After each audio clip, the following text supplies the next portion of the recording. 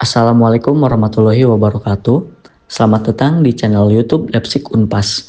Pada video kali ini, kita akan membahas tentang modul ketiga dari praktikum pemrograman komputer, yaitu pengenalan bahasa Pascal. Jadi, kalau kalian udah siap, kita langsung mulai saja dari sekarang.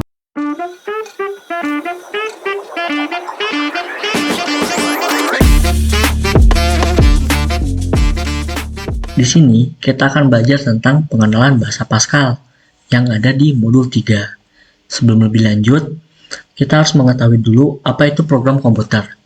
Program komputer adalah perangkat lunak atau software yang merupakan turunan instruksi yang ditulis dalam bentuk kode-kode menggunakan bahasa pemrograman tertentu. Dalam kasus ini, kita akan menggunakan Pascal yang telah dikompilasi dengan menggunakan compiler yang sesuai. Nah, selanjutnya adalah bahasa dan pemrograman Pascal. Pascal merupakan salah satu bahasa pemrograman tingkat tinggi yang terstruktur dan aplikatif ke berbagai tujuan. Pemrograman tingkat tinggi menandakan bahwa Pascal banyak menggunakan bahasa manusia dalam penulisan sintaksnya. Bahasa pemrograman Pascal dikembangkan oleh Borland telah menciptakan sebuah sistem pengembangan perangkat lunak yang terdiri atas compiler dan lingkungan pengembangan terintegrasi atau Integrated Development Environment (IDE).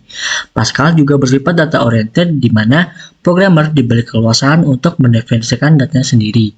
Simpelnya, Pascal adalah perangkat lunak yang terdiri atas compiler dan lingkungan pengembangan terintegrasi yang telah dikembangkan oleh Borland dari bahasa pemrograman Pascal, yang mana bahasa pemrograman Pascal itu banyak menggunakan bahasa manusia dalam penulisan sintaksnya.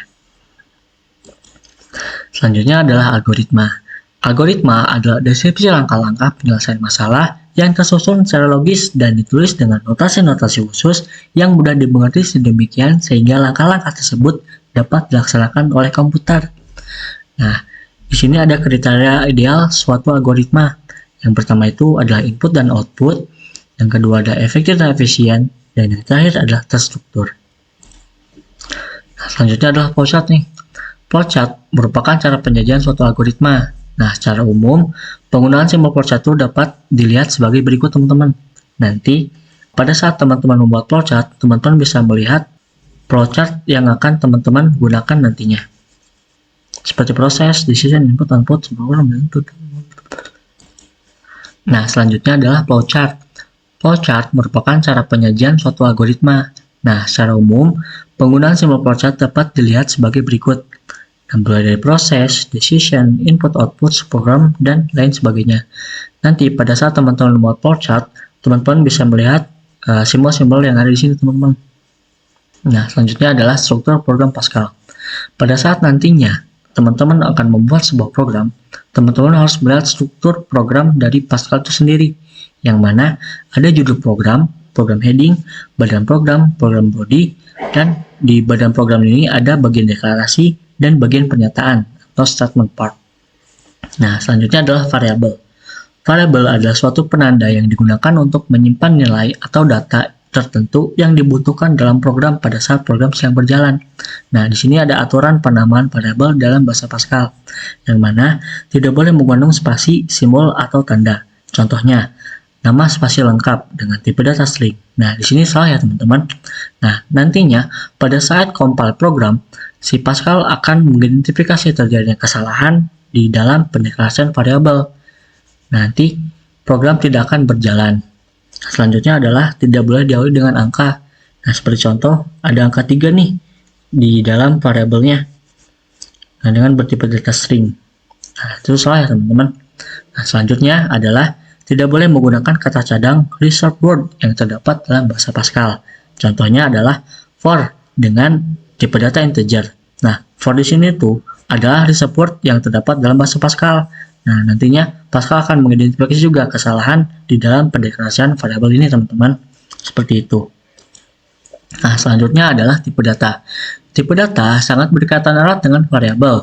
Untuk mendeklarasikan suatu variabel membutuhkan tipe data. Tipe data dari variabel yang kita deklarasikan haruslah sama dengan tipe data atau nilai yang akan dimasukkan ke dalam program. Nah, di sini ada macam-macam tipe data teman-teman yang bisa teman-teman gunakan nantinya.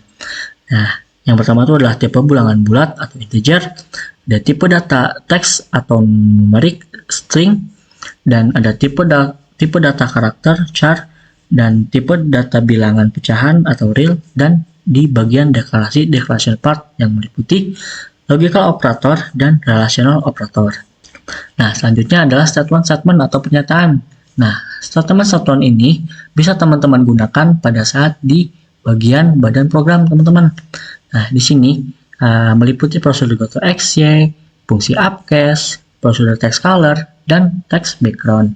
Nah, di sini untuk pengertian prosedur GoToXY itu untuk menempatkan posisi kursor di layar dengan keterangan X sama dengan sumbu X di posisi horizontal dan Y sumbu Y di posisi vertikal. Contohnya bisa teman-teman lihat di sini. Nah, selanjutnya adalah fungsi upcast. Nah, ini tuh untuk menaikkan cache harkat suatu variabel karakter sehingga huruf kecil menjadi huruf besar. Nah, bisa teman-teman lihat contohnya. Nanti ketika teman-teman memasukkan atau menginputkan si variabel karakternya huruf kecil, nanti program akan membaca huruf kecil tersebut itu menjadi huruf besar, teman-teman. Seperti itu. Nah, selanjutnya adalah prosedur text color. Ini tuh untuk mengatur warna dari karakter-karakter di layar. Nah, seperti teman-teman lihat contohnya seperti berikut. Dan yang terakhir adalah text background. Nah, ini juga sama ya, seperti text color, itu tuh untuk mengatur warna latar belakang dari karakter layar. Nah, selanjutnya masuk ke tampilan running program ketika input data pelanggan. Nah, seperti teman-teman lihat, bahwasanya untuk nanti teman-teman pada saat membuat program, teman-teman akan membuat sebuah program kasiran. Dan yang mana nanti teman-teman bisa menyesuaikan dengan StudyCache yang teman-teman dapat. Nah, seperti dalam gambar, ini adalah program kasiran dari toko Outfit Culture. Nah, di sini teman-teman bisa lihat untuk input data pelanggannya tuh meliputi nama pelanggan, jenis barang, jumlah barang, sampai ke uang pembayaran. Nah, dan yang selanjutnya adalah tampilan running program ketika output. Nah, yang menghasilkan struk pembayarannya teman-teman. Nah, bisa teman-teman lihat di sini komponen-komponennya adalah data-data yang penting yang harus ditampilkan di struk program teman-teman, meliputi nama pelanggan, jenis barang, jumlah barang, sampai ke uang kembalian nantinya teman-teman. Seperti itu. Nah, cukup sekian dari penjelasan PPT. Kita akan lanjut ke dalam identifikasi komponen program. Nah, teman-teman, kita sekarang masuk ke dalam identifikasi komponen program, yang mana di dalamnya itu terdapat input, proses, dan juga output. Nah, bisa dilihat teman-teman bahwa untuk input sendiri itu terdapat nama pelanggan, jenis barang, jumlah barang, sampai ke uang pembayaran. Nah, di sini tergantung teman-teman nih akan memasukkan apa saja ke dalam input ini sesuai kebutuhan teman-teman nantinya.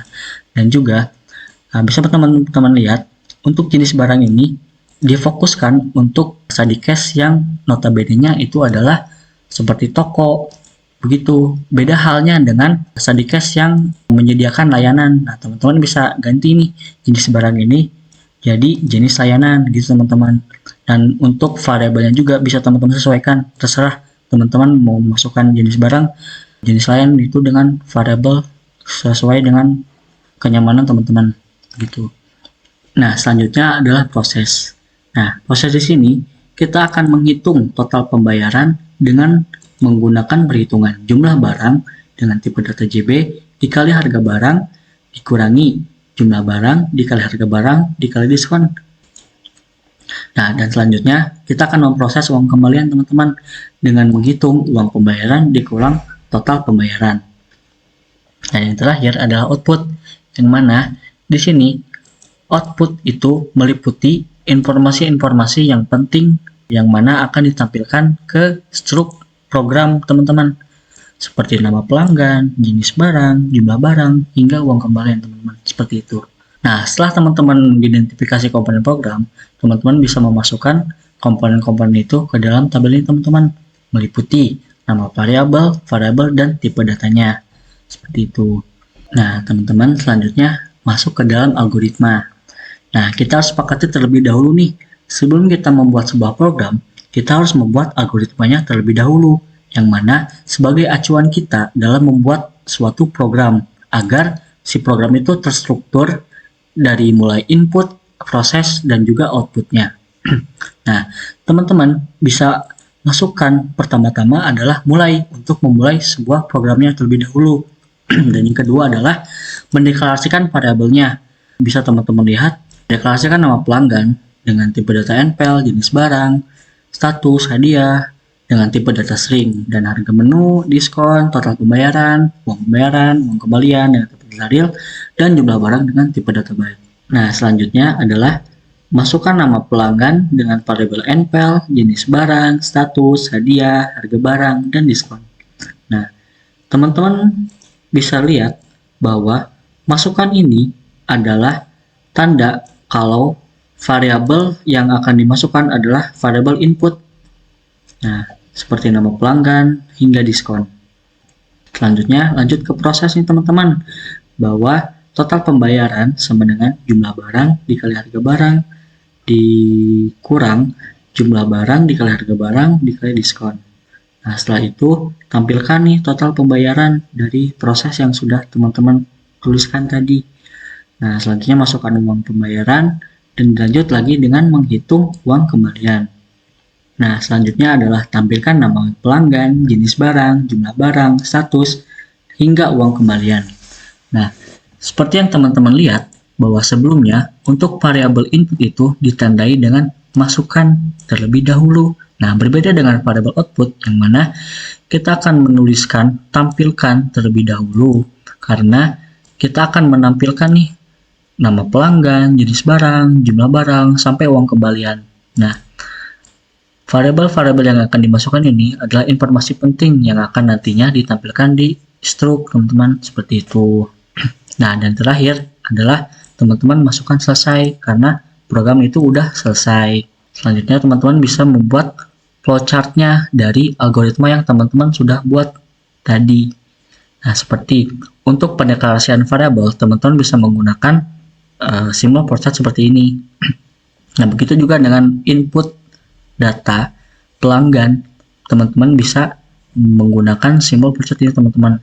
Nah, dilanjut dengan proses. Proses juga menggunakan simbol flowchart ini. Nah, teman-teman bisa menyesuaikan lah dengan algoritma teman-teman yang sudah teman-teman buat. Nah, ini kan untuk menampilkan total pembayaran yang sudah diproses. Begitu juga dengan memasukkan uang pembayaran, uang kembalian, dan menampilkan si outputnya yang sudah teman-teman masukkan tadi di dalam algoritmanya, dan selesai. Nah, teman-teman, ini adalah program Pascal yang nantinya akan teman-teman buat nih. Sesuai dengan yang sudah dijelaskan di paper sebelumnya, bahwasanya untuk membuat sebuah program Pascal harus sesuai dengan struktur program Pascalnya yang meliputi judul program, badan program bagian deklarasi, dan badan program di bagian pernyataan atau statement. Nah, langkah pertama adalah memasukkan program dengan namanya. Nah, di sini saya menggunakan toko outfit culture nih, teman-teman. Selanjutnya adalah mendeklarasikan uses dengan unit CRT. Nah, unit CRT ini adalah unit untuk menampilkan layar dan untuk menjalankan fungsi CLRSR ini, teman-teman. Nah, ini tuh bisa teman-teman tanyakan nanti pada saat praktikum berjalan. Nah, selanjutnya adalah kita akan mendeklarasikan sebuah variabel nih, teman-teman. Nah, ini ada variabel NPL, JB, STTS, dan HDA dengan tipe data string. Nah, dan juga harga, diskon, uang pembayaran, uang kembalian, dan total pembayaran dengan tipe data real, dan jumlah dengan tipe data byte. Nah, teman-teman, jika teman-teman sudah mengidentifikasi terlebih dahulu, teman-teman akan gampang gitu untuk memasukkan variabel dengan tipe datanya. Itu, teman-teman. Nah, selanjutnya kita akan masuk ke badan program, teman-teman, bagian pernyataan atau statement. Nah, sekarang kita masuk ke badan program bagian pernyataan nih, teman-teman. Nah, sebelum masuk ke dalam badan program, kita harus nyatakan terlebih dahulu begin untuk memulai programnya. Nah, selanjutnya adalah memasukkan teks background dengan warna teks kode 7. Nah, untuk teks color juga sama, memasukkan dengan kode warna 1. Nah, teman-teman bebas lah mau memasukkan kode warna apa saja. Teman-teman bisa lihat di dalam modul. Nah, selanjutnya kita masuk ke dalam input. Nah, sebelum kita masukkan input, kita masukkan terlebih dahulu nih CLR SCR, yang mana fungsinya untuk membersihkan layar dan hanya akan menampilkan template stroke ini teman-teman. Seperti itu. Nah, selanjutnya adalah masukkan template stroke di bagian atasnya dengan Redline. Nah, seperti ini teman-teman. Dan jangan lupa untuk memasukkan variable input seperti nama pelanggan dengan Redline, variable MPL, jenis barang, hingga diskon teman-teman. Seperti itu. Nah, lanjut ke dalam bagian prosesnya teman-teman. Nah, seperti yang teman-teman lihat bahwa untuk memproses total pembayaran, teman-teman memasukkan perhitungan dalam kurung jumlah dikali harga, dikurangi jumlah dikali harga, dikali diskon. Nah, sesudah memasukkan rumus ini, teman-teman bisa menampilkan dari hasil total pembayaran yang sudah teman-teman olah sebelumnya di sini. Nah, setelah total pembayaran ditampilkan, teman-teman bisa memasukkan uang pembayarannya teman-teman. Nah, setelah uang pembayaran dimasukkan, teman-teman bisa menghitung uang kembaliannya dengan menghitung uang pembayaran dikurang total pembayaran. Nah, teman-teman, yang terakhir adalah outputnya. Nah, teman-teman bisa masukkan lagi CLR SCR untuk membersihkan layar. Nah, untuk template stroke ini di output, teman-teman bisa kopikan dari template stroke yang di input. Nah, dengan menambahkan di sini seperti terima kasih sudah membeli.